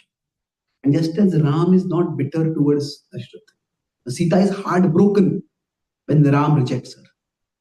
Or Ram rejects also a strong word, but Ram abandons her. Whatever you want to say. But she understands. It's heartbroken. So at a level of emotion, she's completely shattered. But I understand why he has done this. And the test that she accepts is that she does not poison her children's mind about her. If there is a messy divorce in which, say, one person feels that the other person has betrayed me, has manipulated me, has wronged me, and quite often the children are poisoned by that. So she does not do that. So is she pained by it? Is she heartbroken by it? Definitely. But is she bitter? Is she vindictive? Not at all. So the mood of sacrifice, of putting a larger principle above one's personal pleasure, that is the consistent mood of the Ram. This is Jatayu could have said that, okay, why should I fight against Ravan? He's clearly younger than me, faster than me. Sita does not fight against. She's like, how can I just stand by and let it be abducted? Even if it means my death, I have to try to fight. So it's a sacrifice. So sacrifice can come in many different forms. The broader principle of sacrifice is what is being illustrated. So these three contexts, the context of a larger dharma, the context of the previous life, and the context of the purpose of the Leela, can help us make sense of that pastime to some extent. Still, the problem comes to twofold. One is that this pastime is often seen through the feminist lens. That Ram is a man, and he's a male authority figure, and Sita is a woman, and she is victimized. And unfortunately, there have been many instances of patriarchal abuse of power. And so that all becomes very messy. But it does not have to be seen through that lens. So when we see it through that lens, then it becomes outrageous, not just unacceptable and outrageous. But that is not the lens that the Ramayana is seeing it through. That is not the lens in which the Ramayana tradition is encouraging us to see. So as I said that it's never become the norm in Indian society that a woman should be abandoned or rejected because of some unsuspected accident. So that's one problem. And the second is that quite often there are some commentators who say that this pastime is an interpolation. Now, even there are some ISKCON leaders who go in that favor, and they say it's an interpolation by some people. Now, no one would be happier than me if this were an interpolation. In one sense, it would be a big relief. But it's difficult to make that argument because the traditional Uttarakhand, sometimes people say the whole Uttarakhand is an interpolation. But our prominent acharyas have not spoken like that. In the Sri Vaishnava tradition, they have written commentaries on this. And there are songs about Sita's agony, even Ram's agony. So this is definitely an inconvenient part of our tradition. But then, convenience is not necessarily the way we learn about lessons of transcendence. So if somebody wants to take that interpolation argument, I mean, it's up to them. But generally in the tradition, that's not what has been taken. Okay. Thank you, Prabhu. This is the most satisfactory answer. Thank you. Yes. Okay, I don't know. Should we stop? Mother. So during it was wonderful discourse, and you mentioned that everyone should have a service, and not having service is an issue. So in our temple community, we find that devotees are naturally attracted towards different types of services. And for my sake of understanding and realization, I have categorized them into intellectual and physical services. And I see there is a phenomenon that sometimes some devotees are naturally enthusiastic about intellectual engagements, such as kirtan, preaching, studying, discussing scriptures, while others take up physically demanding services like cooking, cleaning, beauty worship, and maintenance, and so forth, and gardening. But there is sometimes an imbalance. Like physical services are often undervalued or neglected, leading to disorganization, chaos, some mismanagement, and sometimes even uncleanliness in the temple. And also it leads to unfair distribution of services. Like some devotees have a heavy burden of physically demanding services. And I'm not saying that intellectual services are not demanding physically as well as intellectually, but I feel there is unfair distribution. And also, then there is also limited opportunities for mutual growth in both categories of services. So I feel how can we, my question is how can we cultivate a more balanced and respectful culture where all types of services are valued equally and where devotees are given fair opportunities to participate in both physical and intellectual services for the holistic growth and smooth functioning of the temple. Sorry, I just asked ChatGPT to make it better whatever I wanted to ask. That's why I'm reading it. Your ChatGPT also give an answer.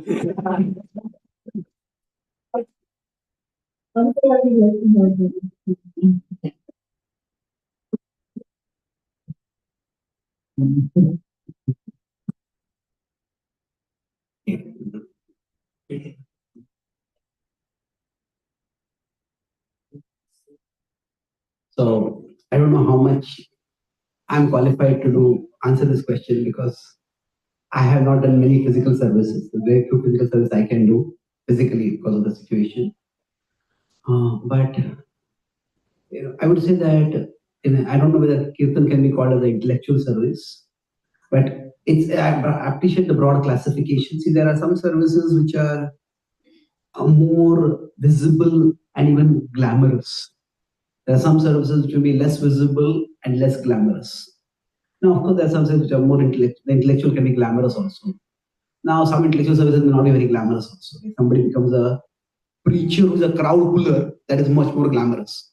But somebody is a preacher who becomes a Shastra teacher, that person doesn't really get new people to come. That person is cultivating devotees.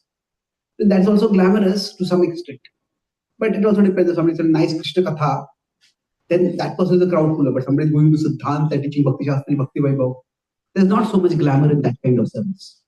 But broadly, I appreciate the question that there are certain services which people may want to do, devotees may want to do more. Other services devotees may not want to do. So what do we do in such situations? See, there is at one side the individual and the other side is the institution. So now one principle of dharma, the word dharma has many different meanings, but one simple meaning of dharma is that harmonious belonging. That we all belong to some larger wholes. If you're driving a car on the road, then we belong to the road transport system. We are participating in that. So then we are taking the facility from the road transport system and we have to do something for that road transport. That is, follow the rules, pay the taxes, whatever it is, follow the rules. So dharma essentially is harmonious belonging. So if you're sitting for this class, if somebody sits right in front with their back toward the speaker, that is disharmonious belonging, is it? That will be disruptive for the class. So this harmonious belonging is dharma. So when we belong to an institution, then we also need to learn to belong harmoniously to the institution. Now, harmonious belonging has to happen in both ways. And Krishna uses the word dharma. He uses it both at an individual level and at an institutional level. At an individual level, when Arjuna is asking, Prachami tvam dharma sammodhacheta, saying, what is the right thing for me to do? And Krishna says, Dharma samsthapanarthaya sambhavami yuge. At that time, he says, I come to establish dharma. What does that mean? I come to establish the social order that is virtuous, that is good. So, for example, now, when we are being a part of the road transport system, say, if the road transport system is also just and fair, that means whoever follows the rules, they are allowed to go peacefully. Those who break the rules, they are pulled over. They are penalized, they are fined or whatever. But if the road transport system, the legal system in this case, the law and order system is perceived as partial, say people from one community are allowed to go free even if they break the rules, people from another community are pulled over more, then what happens is the dharma has to work both ways. The collective has to take care of the individual, and the individual has to contribute to the collective. That's the ideal way to practice dharma. So then it's a dharmic society with dharmic individuals in the society. Now, from our perspective, what happens is that we are individuals, some of us may also be leaders. Then we have to play our role in contributing to the community, but then we may also be leaders who are upholding the community. So it depends a lot on the community leaders. If the community leaders show favor or especially praise certain services, then what happens? Everybody wants to be appreciated, recognized. And that's not a part of the ego. That's just a human need. The world is so big and our existence can seem so tiny, even within the movement. We all want to be valued. So whatever is the ethos that is built in the community, then that is what everyone else will want to do. Everyone will want to do. So if some communities are focused very much on, say, fundraising for building a temple, and then fundraisers are constantly glorified. Or some communities focus only on book distribution, then book distributors are glorified. If some communities focus on youth outreach, then only those who are doing youth outreach are glorified. Others are not. Then what will happen is, it's like the rewards from the community are coming especially for one group. Then everybody will want to belong to that group. And other services will get neglected. And I've seen this happen in almost every community, where now naturally the leader of the community or the leaders of the community will have certain inspiration themselves, and they'll prioritize some things. But the challenge is, while prioritizing some things, other things should not be devalued. Like this, all of this is valuable. This is what is most valuable for us right now. So that is one big aspect. That what is the dharma of the community that is being followed. So if various services are recognized, there may be appropriate forums for recognizing those services. But say sometimes after a marathon, there may be some, or after fundraising marathon or whatever, after the temple is inaugurated or whatever, there's a celebration, and there is for everyone, not just for the big fundraisers, but all those who contributed to service. Then what happens is everybody feels valued. So that harmonious belonging requires that the harmony also come from top to the bottom. That's one side. The other side is from the bottom, the individual towards the institution. Within that, there is you could say there's dharma and there's apad dharma. Apad dharma is emergency duty, emergency religion. So in general, one principle of varnashram is everybody serve according to their nature. Now, of course, what is whose nature, that's also, it takes some time to figure out. And if we leave it completely to individual, or individuals leave it to their mind.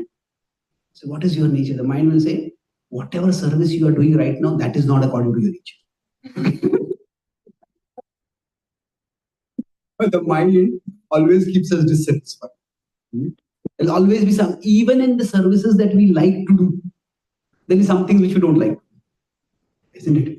So there's never an ideal situation in the world. Even if somebody likes to preach, but then along with preaching, you have to make sure the logistics are right. I don't want to arrange the logistics, I only want to preach. Okay, then you can become a traveling preacher, and others will arrange the logistics for you. But then you have to arrange the traveling, isn't it? So now, even the services, so if somebody thinks I'll only do whatever I like, then that is not the spirit of dharma. What Krishna says to Arjuna is that sarvarambhahi doshena dhumena, that every endeavor is covered by fault. So individuals also need to recognize that we cannot just be doing what we like to do and take advantage. Because even in what we like to do, there will be something you don't like to do. And we are belonging to a community. So sometimes we may need to do things which we may not like to do. So which we may feel is not our nature.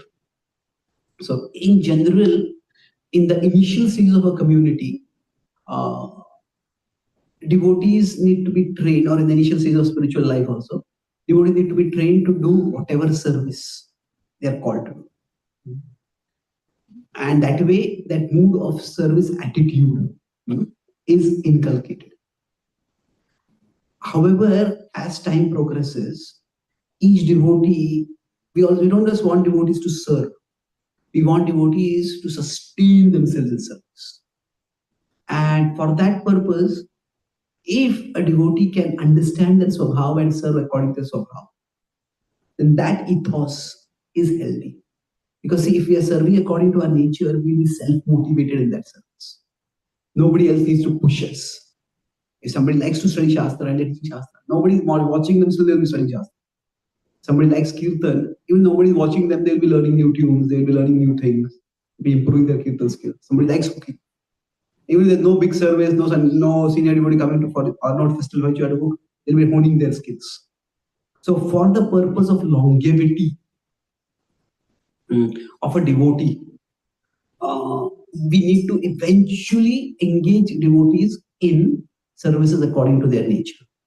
What they feel naturally drawn to do, whatever they feel inspired, whatever they're talented in doing.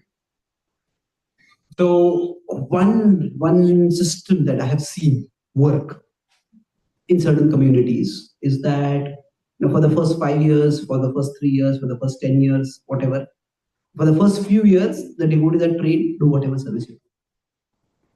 And then after some time, by mutual discussion between the authorities and the subordinate, the devotees move towards service of their orientation. And that becomes an understanding within the community. That initially you learn service attitude, and as you go senior, then you also understand your swabhava better. And then you move towards the services that you naturally feel inspired. So if that principle is applied fairly, then what happens is everybody accepts that principle. And then afterwards, it moves forward. So then what happens is we give room for individuality. So like I was in Radha Gopinath community, we asked Radhanath Maharaj, some devotees are introvert. For them to be together with people is very exhausting. 3-4 of us had gone to Radhanath, like coming for the morning program. It's like emotionally draining. It's spiritually energizing.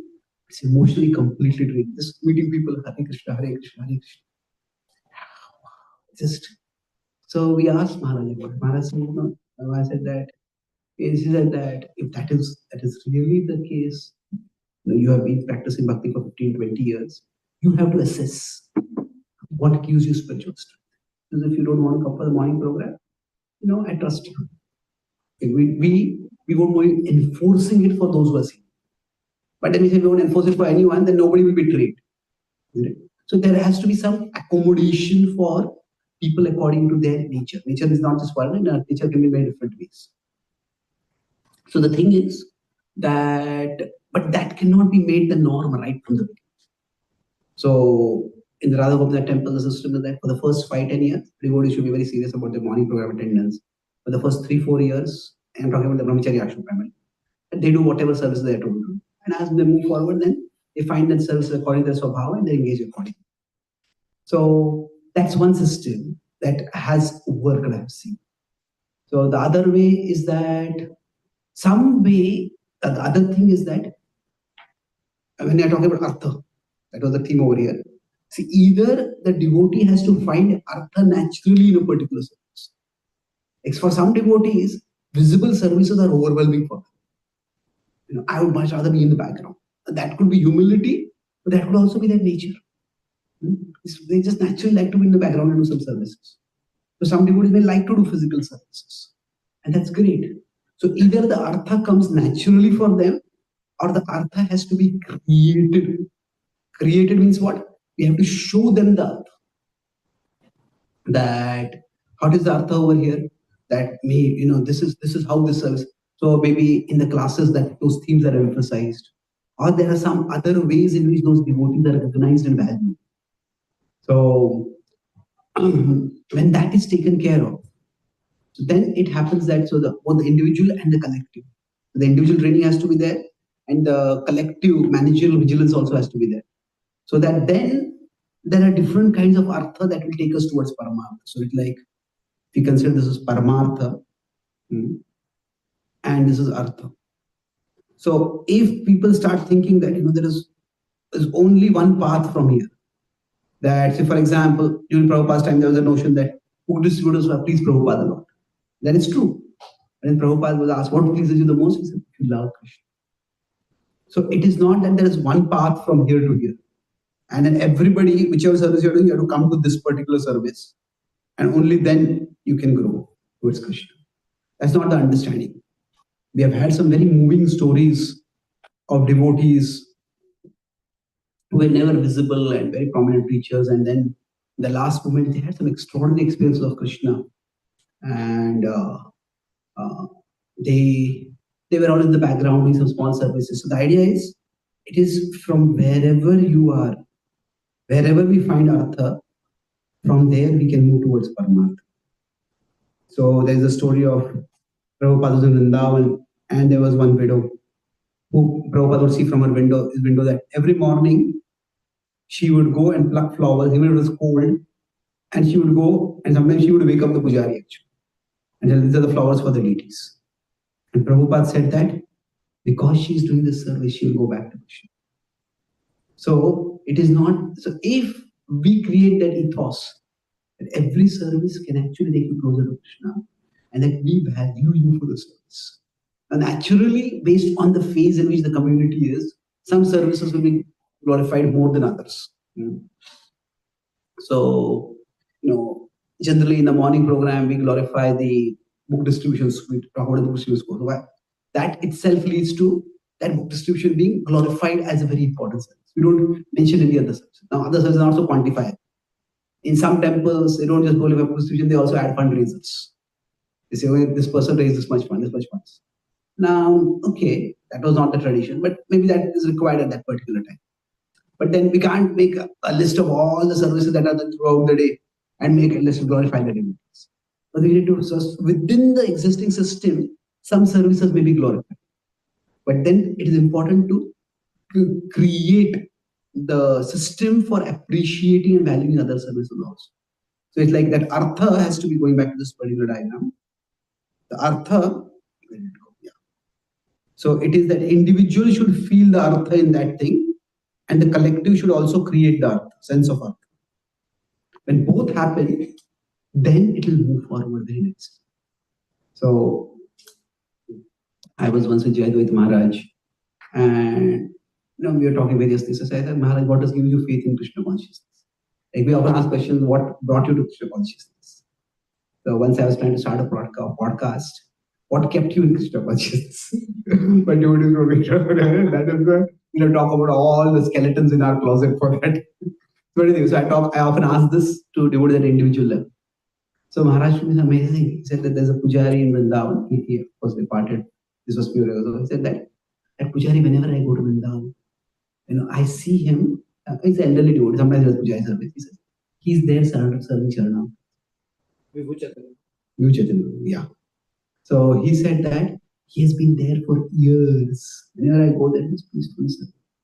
And he's not a very well-known devotee. He's not a world-famous devotee. So the devotee has been able to do this service year after year after year is the proof that Krishna consciousness is that without any recognition by the world, that he is getting some satisfaction. That's why he's doing the service. And now that is a remarkable level of recognition. I mean, there's no recognition in the institutional apparatus, but one particular institution is recognizing this is important. So we need to have that system of artha, that infusing artha or infusing value and meaning to various services. And of course, devotees need to be encouraged to see the artha in the service. So when both ways happen, then it's possible that the community can be properly taken care of. And so the temples or the organization's needs, the devotees' needs and then the community's needs, both can be harmonized. So tension, it needs continuous monitoring and discussion and sometimes negotiation, but it is possible. Okay. You want to add something? Okay, this is a long class now. You want to? Okay. Yes, thank you. Did I answer the question, Mataji, for you? Yes, sir. Okay, short. I hope it's a short question. Short question. Comments also because I recently heard Gaurav Darshan Prabhu in the beginning at Govardhani College, his service was to make praise, and later he did other things. And also about your glorification, there is a famous professor at MIT who says that whatever attitudes are glorified, that becomes drives the culture of the company. His paper is on firefighting. So a lot of corporations celebrate firefighting, and so the entire culture becomes that. Actually, my question was about a bigger, slightly different context. In Massachusetts, there are a lot of Indians, and Indians are typically, attracted to Sanatana Dharma. But what I notice is that about 30% of the people are attracted to service. Very, very small percentage are attracted to devotional service. And the organizations that do volunteer activities like working, being a maybe a soccer coach or raising money for schools or something like that, those are very popular, but devotional service is not popular. Maybe you can add, help us with what we can do or what can be done to encourage. True. See, Mr. Prabhupada explains what is realization. He says that this is the message of scripture, and these are the current interests of people. So he says realization means to present the message of scripture in a way that is interesting for the people. So now we could say that people's interest needs to be elevated so that they become interested in scripture. That is true, but that's not going to happen automatically. That has to be done incrementally. So we need to find out this intersection, and we need to present scripture accordingly. So now, of course, we have to see what is happening. Are people coming from here to here, or are people going from here to here? So is it that people who have mundane interests are becoming interested in scripture, or is it that people who are interested in scripture are becoming interested in mundane activity? To figure that out. So this was one of the reasons why I started commenting on movies. That many people are interested in movies, but then we have a spiritual commentator. There's a Christian pastor who has become the world's one of the most popular on social media through just commenting on videos. He's based in Los Angeles. So now the thing is that there is always this danger. There are people who are watching movies, getting interested in the Bhagavad-gita by looking at Bhagavad-gita perspectives, or are people who are reading Bhagavad-gita become interested in the movie because of the Bhagavad-gita perspective. So that's the challenge. And there's no. So some people will focus on this possibility and want to do it. Others will say focus on this possibility and don't do it. There'll always be opinions like that. And now the conservatives will focus more on stick to the tradition. The liberals will say more to connect with the contemporary world. So who is right, who is wrong, it depends. It also depends on individual nature, it depends on the context of the situation. So, but in general, this is required. This is the enduring principle. So when Prabhupada came to America, he focused on the counterculture. That's where he found that people were interested. Prabhupada adopted terms like stay high forever. Prabhupada used terms like, what was it? Sunday love feast. So then when Prabhupada adopted terms, and Prabhupada to some extent did certain things. Now when Prabhupada went to India, he saw that India was having some kind of a sense of cultural national pride. And that's why he focused on that. This is Bhagavad-gita is a book from India. And to teach Bhagavad-gita in India, I have to get Americans to come here. This is Indian, this is your book. You learn it and you teach it. So now Bhagavad-gita is not an Indian book. Bhagavad-gita is a universal book. There's no mention of India in the Bhagavad-gita. Isn't it? But Prabhupada took that. This is your interest, this is where you can tap. So we also need to be alert to see how we can tap. So, for example, now several places our movement has gone into environmental initiatives. Now we could draw certain sections from scripture which do talk about environment and environmental outreach or concern for environment. But that's not a central theme of the scripture. But there are some projects where a lot of people are interested in taking care of the environment. And then if we show them a project where, based on the inspiration of the scripture, the environment can be taken care of, then what happens is those people will become interested. Now, but for that purpose, we may have to become interested in the environment, isn't it? It cannot be just a show thing. We have to do some tangible environmental work. People see that, and then they become interested in the people who are interested in Krishna. So there's one devotee in the Govardhan Village itself. He had to do a lot of environmental research. So he once told Radhanath Maharaj that, Maharaj, I came to study about Krishna, not about the environment.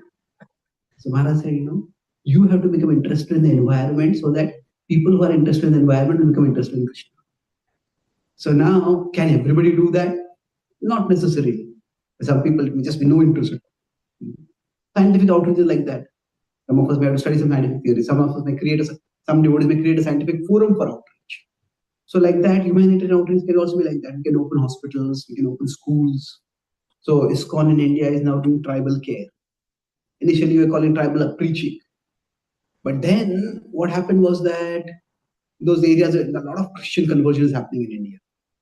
And then the local politicians, the Hindu politicians, they started saying that, when you Hare Krishnas come and preach, you get the people to wear your clothes, wear your food, do your worship. And when the Christians come, they do the same thing. So basically, the local tribal culture is being lost. So then our devotees tone things down. So now we don't call it tribal preaching, we don't call it tribal outreach, we call it tribal care. Not just a change in nomenclature. We encourage the tribals to continue with their culture. They worship Krishna, of course, but we preserve the culture. So now a lot of people are being inspired to contribute to tribal outreach, tribal care. So the devotees were taking initiative like that. So now so like that, Prabhupada also started Food for Life. So now we as devotees need to find out what are the current interests of the audience and see how we can connect with those interests. Yoga has been one of the most, I would say, successful forms of connection with the broader world. So, especially in the Western world. Now, is it that devotees are becoming interested in yoga because of that? Yes, to some extent, yes. But yoga is good for health. Yoga is something from our broader tradition only. Is it that devotees are doing yoga sadhana and not doing Hare Krishna sadhana? If that were happening, it would be a problem. That's not generally not happening. So we need to create forums like that as an institution and as an individual also. Sometimes the institution may have a particular focus, but individuals can be inspired and they can do certain things, not define the institution, but extending the reach of the institution. Actually, in the Catholic Church, they say that most of the Catholic outreach is happening not because of the church, but in spite of the church. What they mean by that is, not all churches, but Catholic Church was hit by a lot of child abuse scandals. The whole thing started in Boston itself.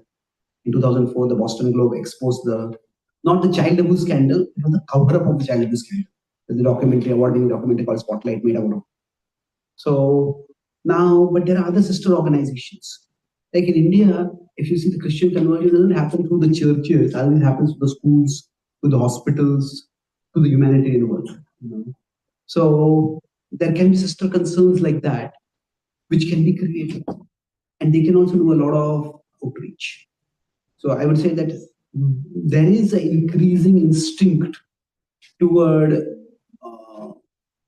you could use the word volunteerism.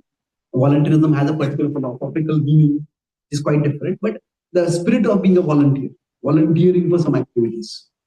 So we need to create forums for volunteering. I know one college outreach here in America where they were trying to get people to come, people not coming only. So then they create a Food for Life initiative. This is for Westerners. They create a Food for Life initiative. And what happened was that it started coming, then they would serve this something which is cool for them. They could tell their friend, they could put it in extracurricular activities in their CV. And this devotee told me that that many big people would come to actually serve food. Like in America, serving a soup is considered it's not a word for it, but it's considered to be a second good. So he said that we were never able to get Western people to come, but then while they're cooking, we would have a spiritual atmosphere, we would teach them to offer the food to Krishna. That's how we spend time with them. So there are different ways in which this can be done. There has to be a certain level of creativity, and often certain level of autonomy is required to take the initiative. Or initiative is required, the autonomy needs to be provided so that that kind of creativity can be utilized. And then we also have to be constant monitoring. What is actually happening? Is it that through these devotees are going in that direction? Or is it that people who are from there are coming towards Bhagavad? Thank you very much. Kantraj Srimad Bhagavatam ki, Srila Prabhupada ki, Gaur Bhakti ki, Gaur.